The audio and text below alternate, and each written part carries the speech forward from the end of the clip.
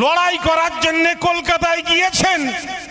CPM এর brigade ভরিয়েছেন, কংগ্রেসের brigade ভরিয়েছেন, তৃণমূলের ব্রিগেড ভরিয়েছেন। এবার কি মুসলমানদের ব্রিগেডটা ভরাতে পারবেন? আজকে ফুরফুরা শরীফের একাধিক পীর সাহেব কেবলা এবং পীরজাদাদের সঙ্গে কথা হয়েছে।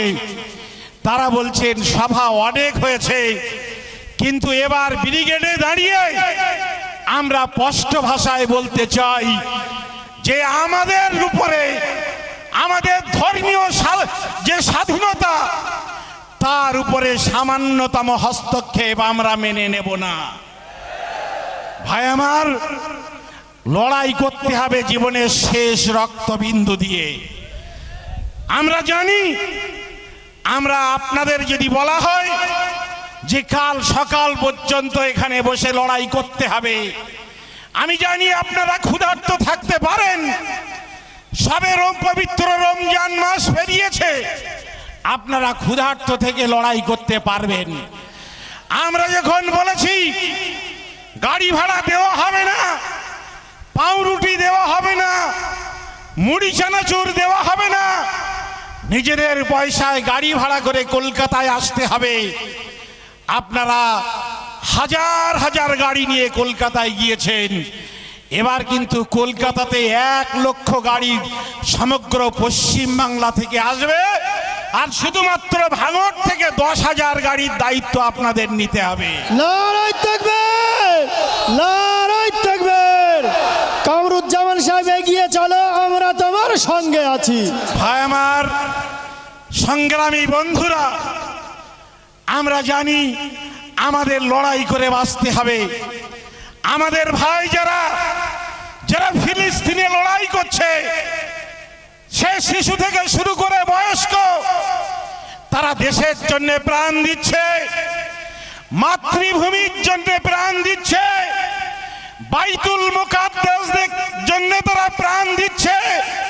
যে বাইতুল মুকাদ্দাস পৃথিবীর মুসলমানদের প্রথম কেবলা, তার জন্য হাসি মুখে তারা শাহাদাত বরণ করবে, কিন্তু তারা আত্মসমর্পণ করবে না। কেন?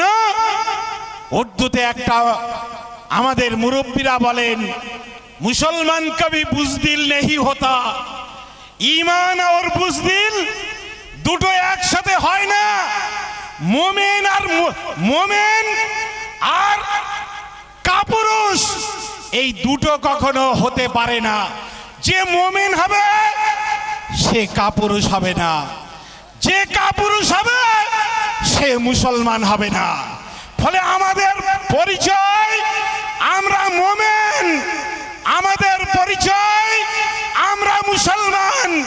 কাপুরুষ হটাও,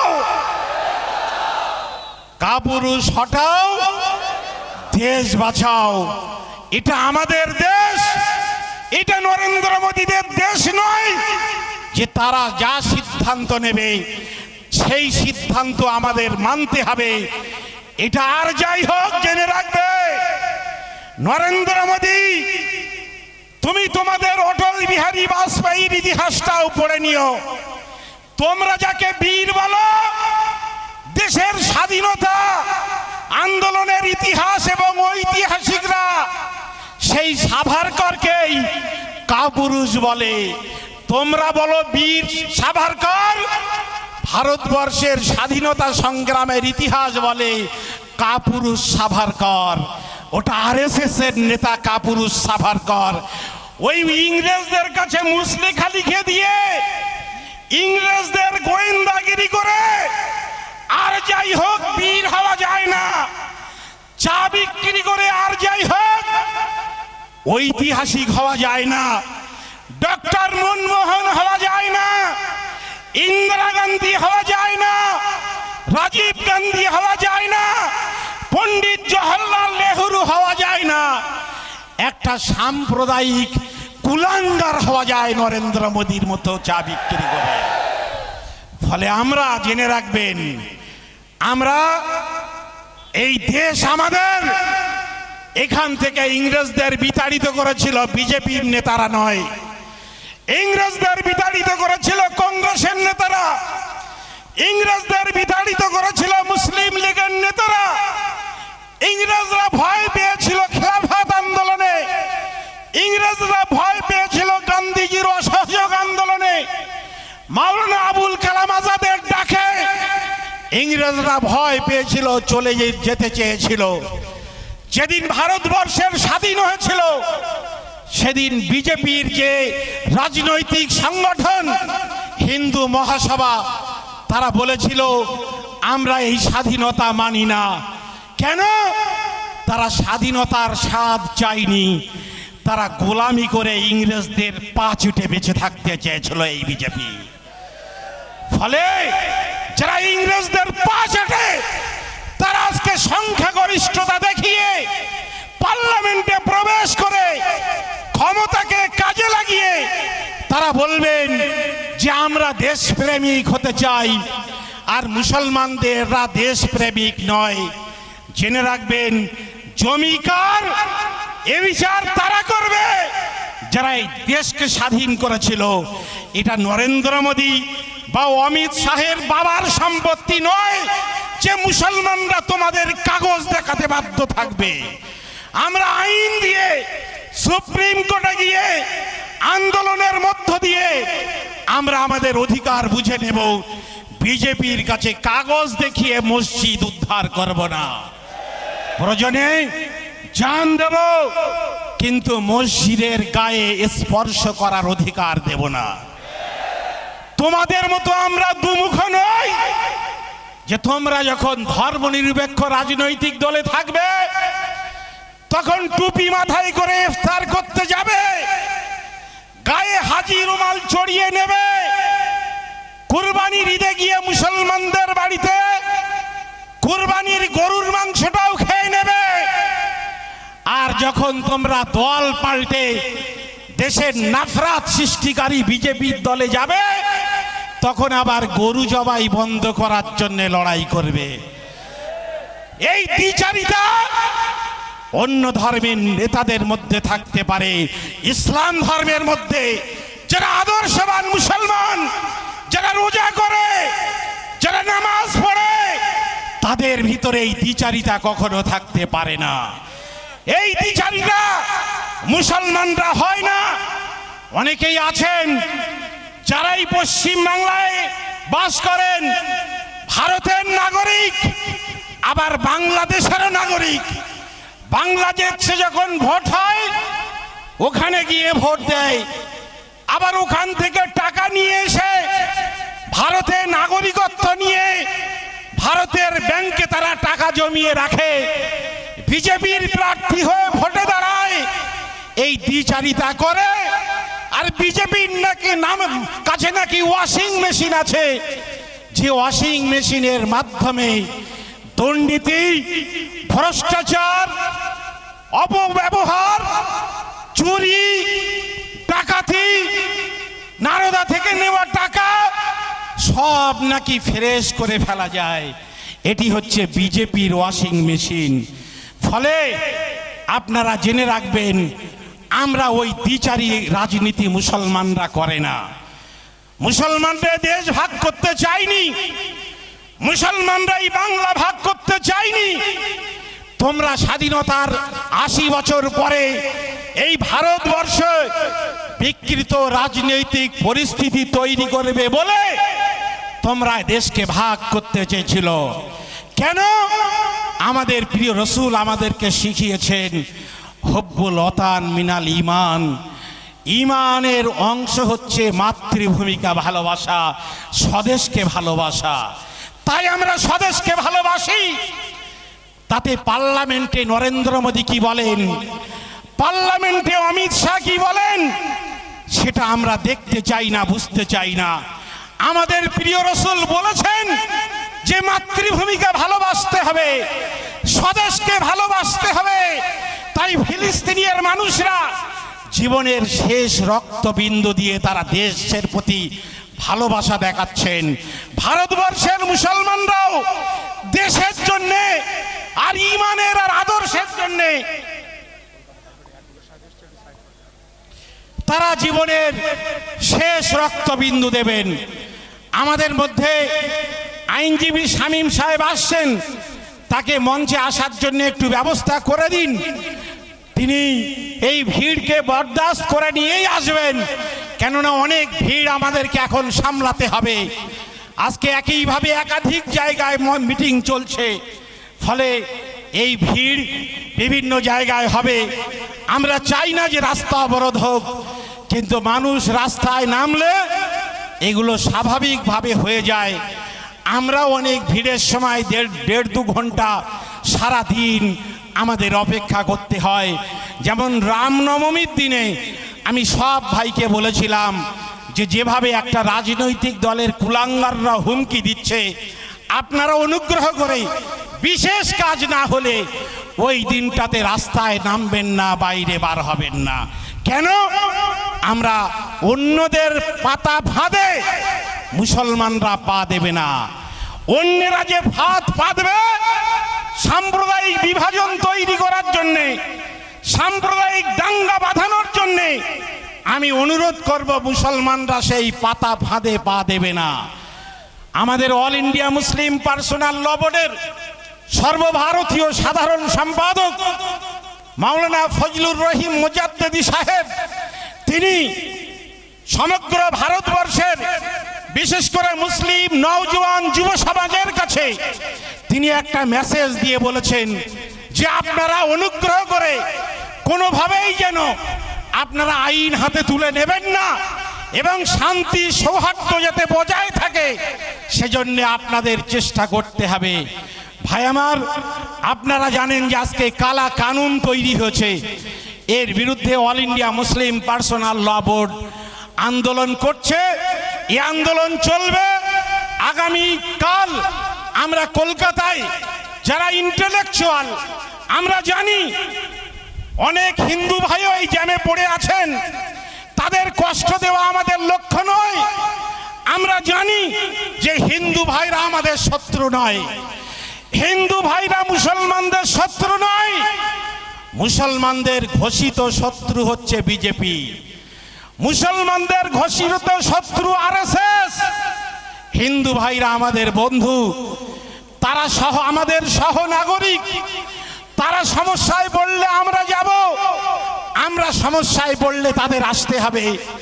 তারা ক্ষুধার্ত হলে আমরা খাদ্য দেব, তাদের রক্তের প্রয়োজন হলে, অসুস্থ হলে মুসলমানরা হিন্দু ভাইদের জন্য রক্ত দেবে। হিন্দু মুসলমান ভাই অসুস্থ হলে হিন্দু ভাইরা রক্ত দেবে। আমরা যখন রক্ত কিনতে যাই জিজ্ঞাসা করি না ব্লাড ব্যাংক কর্তৃপক্ষের কাছে যেই রক্তটা হিন্দুর রক্ত না মুসলমান রক্ত। কেন? আমরা এক আদমের সন্তান, আমাদের সকলের শরীরে এক রক্ত, হিন্দু আর মুসলমানের শরীরে আলাদা রক্ত নয়। ফলে বিজেপি আমাদের ভাগ করতে পারে, আরএসএস আমাদের সম্পর্কের মধ্যে দেওয়াল তুলতে পারে, কিন্তু আমরা হিন্দু আর মুসলমান এক আদমের সন্তান। আমরা বিগত দিনে আমাদের মধ্যে সৌভ্রাতৃত্ব ছিল, আমরা চেষ্টা করব বিজেপি আর আরএসএস আমাদের ভুল বুঝিয়ে যাতে আমাদের মধ্যে বিভেদ তৈরি করতে না পারে। এটা আপনাদের সকলের কাছে আমাদের করজোড়ে নিবেদন। অল ইন্ডিয়া মুসলিম পার্সোনাল ল বোর্ড গত 4 তারিখে, আমি যেহেতু বোর্ডের মেম্বার, আমাদেরকে চিঠি দিয়ে বিজ্ঞপ্তি দিয়ে সমগ্র ভারতের সাধারণ মানুষের কাছে এই আবেদন রাখার জন্য তারা বলেছেন। আমি অনুরোধ করব, বিশেষ করে বিজেপি এবং আরএসএস মুসলিম এলাকাগুলোকে তারা টার্গেট করেছে, মুর্শিদাবাদ টার্গেট করেছে। কেন না সেখানে প্রায় 70% মুসলমান। মালদা জেলা তারা টার্গেট করেছে, কেন না সেখানে 55% মুসলমান। উত্তর দিনাজপুর জেলা বিজেপি আরএসএস টার্গেট করেছে, কেননা উত্তর দিনাজপুর জেলাও 55% মুসলমান বাস করে। কেন? ওখানে তারা সাম্প্রদায়িক হাঙ্গামা তৈরি করতে চাইছে। তাই ভাঙড় একটি মুসলিম অধ্যুষিত এলাকা। আপনারাও কিন্তু বিজেপি এবং আরএসএস এর টার্গেটে থাকবেন। যখন কোনো সমস্যা হবে আমাদের নাম্বার প্রত্যেকটা গ্রামের ইমাম সাহেবের কাছে আছে। এই আমাদের মধ্যে অ্যাডভোকেট শামীম সাহেব আছেন, তার হাইকোর্টে বেশ সুনামের সঙ্গে তিনি লড়াই করেন, প্র্যাকটিস করেন। তাদের কাছেও আপনারা ফোন করুন যে এখানে বিজেপি একটা ফাঁদ পেতে গিয়েছে, এই ফাঁদের মোকাবেলা আমরা কিভাবে করব। আমরা মনে করি মুসলমান কখনো সহজে আইন অমান্য করতে চায় না, মুসলমান কখনো আইন হাতে তুলে নেয় না। ফলে এলাকায় যে পুলিশ এবং প্রশাসন থাকবে, আমরা তাদেরকেও সহযোগিতা নেব।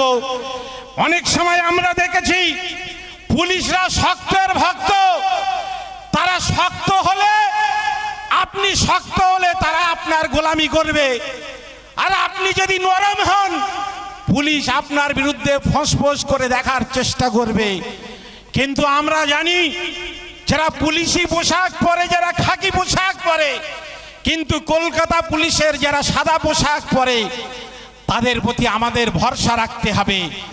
তারা যদি ন্যায় বিচারক হয়, তারা যদি সুপরামর্শ দেয়, তারা যদি প্রকৃত অপরাধীকে খুঁজে বার করে, তাহলে আমরা তাদের সহযোগিতা নিয়ে আমরা আইনি ব্যবস্থা নেব অপরাধীদের বিরুদ্ধে। অনেকেই টুপি পরে মুসলমান নয় মসজিদে ঢুকে যাচ্ছে, পাঞ্জাবি পরে মুসলিম গ্রামে ঢুকে যাচ্ছে, বোরখা পরে মুসলিম এলাকায় প্রবেশ করছে। তারা কিন্তু দাঙ্গা বাঁধানোর জন্য ফাঁদ পেতে নিয়ে তৈরি করে আরএসএস এবং বিজেপির দূত হিসাবে তারা কাজ করার চেষ্টা করছে।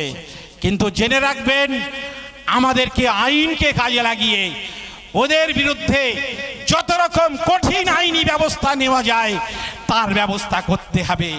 যদি এক্ষেত্রে পুলিশ নিরপেক্ষ ব্যবস্থা না গ্রহণ করে, তাহলে পুলিশের বিরুদ্ধেও আমাদের তখন শান্তিপূর্ণ আন্দোলন করতে হবে। জেনে রাখবেন, পুলিশ মানেই কিন্তু তিনি আইনের ঊর্ধ্বে নয়, পুলিশ মানে তিনি আইনের ঊর্ধ্বে নয়। আর পুলিশের বন্দুকও কিন্তু শেষ কথা বলে না। বাংলাদেশে পুলিশ আর মিলিটারির রাইফেল কিন্তু শেখ হাসিনাকে বাঁচাতে পারেনি। সেটা আমাদের বিষয় নয়, সেটা আমাদের বিষয় নয়। কিন্তু আপনারা জানেন, আমি সাধারণ মানুষ হিসাবে এই দেশের আইন যেমন মানতে বাধ্য, একজন খাকি পোশাকধারী কিংবা সাদা পোশাকধারী পুলিশ তিনিও কিন্তু দেশের আইন একইভাবে মানতে বাধ্য। ফলে আমরা পুলিশ প্রশাসনের সহযোগিতা নেব, তার মানে এই নয় পুলিশ প্রশাসনের সহযোগিতার ভিক্ষা চাইতে যাব না। আমরা অধিকার চাইতে যাব। পুলিশ অধিকার না দিলে, পুলিশ অপরাধীদের বিরুদ্ধে শাস্তিমূলক ব্যবস্থা না নিলে, তারপরে কিন্তু সাধারণ মানুষের ব্যবস্থা নেওয়ার দায়িত্ব থাকবে। আর শামীম সাহেবদের মানুষ তখন কিন্তু কলকাতা হাইকোর্টে গিয়ে আপনাদের হয়ে তিনিও সওয়াল করবেন। আমাদেরও ইস্যুটা দিল্লি পর্যন্ত পৌঁছে দেওয়ার দায়িত্ব, সে দায়িত্ব ইনশাল্লাহ আমরা পালন করব। আমি বক্তব্য দীর্ঘ করতে চাই না। লড়াই কি আজকের শেষ হয়ে যাবে এই সমাবেশের মধ্য দিয়ে? যতক্ষণ পর্যন্ত লড়াই হবে ততক্ষণ পর্যন্ত থাকতে হবে। আগামী পরশুদিন অল ইন্ডিয়া মুসলিম পার্সোনাল ল বোর্ডের পক্ষ থেকে প্রতিনিধি আসছেন কলকাতায়, তিনি আমাদের সঙ্গে বসবেন। আমরা ব্রিগেড সমাবেশের তারিখ ইনশাল্লাহ আগামী পরশুদিন অল ইন্ডিয়া মুসলিম পার্সোনাল ল বোর্ডের যে অনুমতি নিয়ে তাদের সর্বভারতীয় সভাপতি এবং সেক্রেটারি আর অন্যান্য দায়িত্বশীলদের সময় নিয়ে, ফুরফুরা শরীফের পীর সাহেবদের সময় নিয়ে, জমিয়তে ওলামায়ে হিন্দ, জামাতে ইসলামী হিন্দ, জমিয়তে আহলে হাদিস এবং অন্যান্য যে সমস্ত সংগঠন আমরা করি, সমস্ত সংগঠনের সঙ্গে আলোচনা করে 2 থেকে 3 দিনের মধ্যে ব্রিগেড সমাবেশ ইনশাআল্লাহ হবে। আমি আপনাদের বলবো, আপনারা এলাকায় এলাকায় সমাবেশ করুন, কিন্তু অল ইন্ডিয়া মুসলিম পার্সোনাল ল বোর্ড এই বিষয়টায় শুরু থেকে তারা লড়াই চালিয়ে যাচ্ছেন। আর আপনারা জানেন, আমার এক ভাই বলছিলেন ইউনিফর্ম সিভিল কোড, ভারতবর্ষের আইনে ইউনিফর্ম সিভিল কোড কার্যকরী করার কোনো জায়গা নেই। ল কমিশনকে বলা হয়েছিল সারা দেশের মানুষের মতামত নিন, যে হিন্দু মুসলমান সব একই নিয়মে তারা ধর্ম পালন করবে কিনা, তারা বিবাহ করবে কিনা, তাদের সম্পত্তি বন্টন হবে কিনা। ল কমিশন অফ ইন্ডিয়া সারা ভারতবর্ষ জুড়ে